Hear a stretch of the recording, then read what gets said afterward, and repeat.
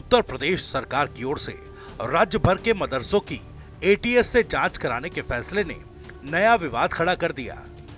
दरअसल दिल्ली के लाल किले के पास हुए धमाके के बाद उत्तर प्रदेश शासन और प्रशासन पूरी तरह से अलर्ट मोड पर है। प्रदेश के कई जिलों में मदरसों की जांच शुरू हो चुकी है। छात्रों, मौलानाओं और प्रबंधन के रिकॉर्ड खंगाले जा रहे हैं। एटीएस ने भी हम लोगों को एक पत्र जारी किया है, जिसमें अपने मंडल के लिए पत्र जारी हुआ है। तो उसमें सभी मदरसे, जिले में जितने मदरसे चल रहे हैं, उसमें उनका प्रबंधक कौन है, प्रधानाचार्य कौन है, उनका विवरण से उनके एड्रेस और मोबाइल नंबर, पिता का नाम और साथ में बच्चों के विवरण भी मांगा गया है। तो ये हम लोगों ने एक पत्र जारी करके सभी मदरसों के जो जिले में चल रहे हैं सभी से एक सूचना मांगी है। इस बीच योगी सरकार में दर्जा प्राप्त मंत्री रघुराज सिंह के बयान ने यूपी के सियासी गलियारे में नया तूफान खड़ा कर दिया। रघुराज सिंह ने कहा कि जितने भी आतंकवादी निकलते हैं मदरसे और मस्जिद से निकलते हैं, इसलिए इनको बंद कर देना चाहिए।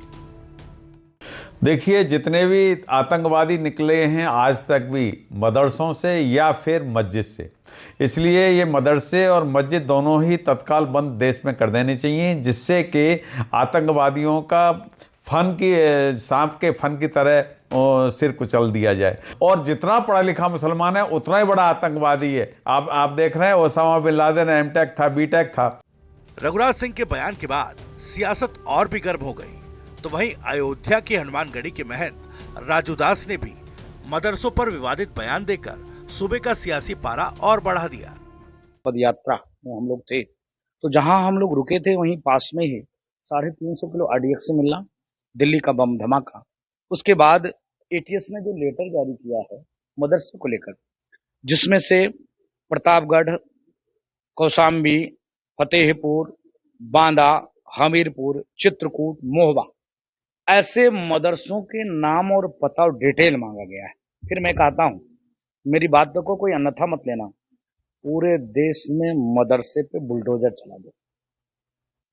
फिर मैं कहता हूं होशो हवास में, पूरे देश के मदरसे पे बुलडोजर। मदरसे ही आतंकवादी का जननी है। मदरसा ही समाज में हिंदू और मुसलमान कराता है। मदरसा ही कट्टरता को परोसता है। इन बयानों पर मुस्लिम धर्म गुरुओं की तीखी प्रतिक्रिया भी सामने आई। मौलाना शाहबुद्दीन ने मदरसों की जांच एटीएस से कराए जाने पर भी सवाल उठाया, जबकि सपा ने भी इस फैसले पर नाराजगी जाहिर की। दिल्ली बम विलास के बाद उत्तर प्रदेश की हुकूमत ने तमाम मदरसों की जांच पड़ताल के लिए एटीएस को, और इससे पहले भी मदरसों की 3 बार जांचें हो चुकी हैं। हर तरीके से जांच हुई है। अब ये 4थी बार एटीएस से कराने का क्या मतलब है? हम एटीएस से जांच नहीं कराना चाहते हैं। मदरसे के तमाम जिम्मेदारान एटीएस से जांच कराने का विरोध करते हैं। उत्तर प्रदेश में जो 4000 मदरसे सामाजिक संस्थाओं द्वारा या समाज सेवियों द्वारा चलाए जा रहे हैं, उन पर बंद करने के लिए सरकार एटीएस से जांच कराने का काम कर रही है। ये समाज में नफरत फैलाने का प्रयास है। ये सरकार का निर्णय पूर्ण रूप से अनुचित और गलत है।